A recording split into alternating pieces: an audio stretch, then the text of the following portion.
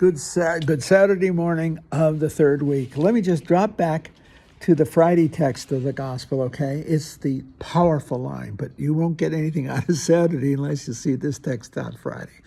The Jews quarreled among themselves. Again, it's John's gospel. How could this man give us his flesh to eat? Jesus said to him, Amen, amen, I say to you, unless you eat the flesh of the Son of Man and drink his blood, you have no life in you. You do not have life within you. Whoever eats my flesh and drinks my blood has eternal life, and I'll raise him up on the last day. For my flesh is true food, and my blood is true drink. Whoever eats my flesh and drinks my blood remains in me, and I in him.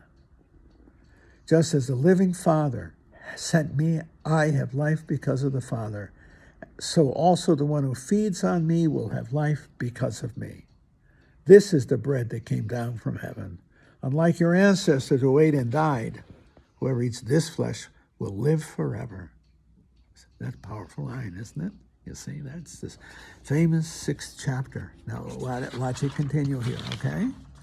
All righty? I'll read it now. It continues. Many of the disciples of Jesus who were listening said, this saying's hard. Who can accept it? Since Jesus knew that his disciples were murmuring about this, he said to them, does this shock you? What if you were to see the Son of Man ascending to where he was before? It is the Spirit that gives life, while the flesh is of no avail. The words I have spoken to you are spirit and life. But there are some of you who do not believe. Jesus knew from the beginning the ones who would not believe and the one who would betray him. And he said, for this reason I've told you, that no one can come to me unless it is granted him by my Father. As a result of this, many of his disciples returned to their former way of life and no longer walked with him.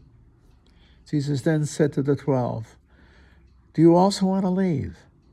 Simon Peter answered him, Master, to whom shall we go? You have the words of eternal life. We have come to believe and are convinced that you are the Holy One of God. That's a great text by Simon Peter, St. Peter. And I have to say, that was my own thought. I just said it to you just a few minutes ago. Master, to whom shall we go? You have the words of eternal life. We have come to believe. I have come to believe that you are, and am convinced that you are the Holy One of God. Gee. The disciples believed they were going to pay for it in the martyrdom. See? And the way we are called. They were called to martyrdom. For some of us, it's service, ecclesial service. Some of us, it's marriage and family. It's the calling of grace and love and beauty. That's the truth. You see? Yeah. And some people don't accept the call. They don't accept the, I want to put it, the call of life itself. Rather than embrace life and its challenges, its beauty, and its demands, they choose an easier way. They choose another way. I think that's why, in some senses, life fails. Their lives fail. I think that's how marriages fail. People in my vocation, they fail, or they can fail. I don't know. I'm not saying any of this stuff really very well right now. But it is the challenge of life, you see. What St. Peter said is right. Who shall we go to? You are the words of eternal life. We have come to believe and are convinced you are the Holy One of God. You see that when you get married, when you have children, you are being called, okay? And in your spouse and in your children and grandchildren, you have the Holy One of God. God is present in your children, in your family, in your life. And it's to see it and believe it and embrace it. To embrace it faithfully and honorably, lovingly, and in many instances, very much so self-sacrificially. Because you're called. I think it's the apostles. The story is easy in a way. Hey, come on, Peter, let's go to, Simon, come, and they follow him. I wonder what the sacrifice had to be. These guys were married. The wife said, where are you going? Where are you going, son? Hey, Simon, where are you going? It doesn't point it out until they get called to martyrdom, but I wonder when they were initially called. When they left everything, they left their jobs, they left their careers. In a sense, they left the neighborhood.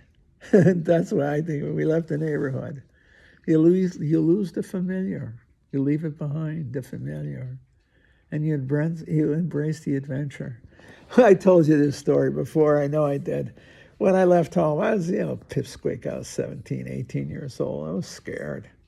And my father said, at least you speak the language. He had got on a boat at 17 across the Atlantic Ocean. This is the adventure of life. And it is cloaked in mystery and adventure. I have to say, when I drove out here in 1971 to go to grad school, I told you that story so many times. I thought to be here a couple of years. I've been here 53 years. Most of it here in St. Louis, 13 years in Louisville, just down the road, okay? But the truth is, I came west in 1971, and I'm still here, and I'll probably die here. I just want to be buried back east with my family, either in Hartford with a monastery or my family. I want to go home where I came from. And it's funny, I'll tell you a true story about my father. He always wanted to go back to Italy. But I think when he finally went, he wanted to spend the last part of his life in Italy. In other words, to die in Italy. I think that was always his desire. But in 1969, he went back. Then he went back in 73. And he never went back again. You can't go home again. You remember that famous novel, You Can't Go Home Again? This truth, we are called to tomorrow. We're not called to yesterday. And hence we are called into the adventure of the uncertain. The past is certain. You can't change it.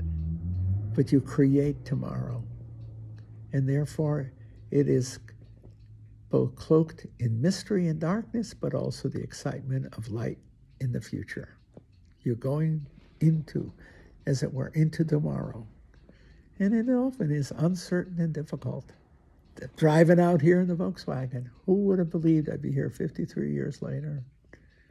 Living in a condo, with the community's blessing. See?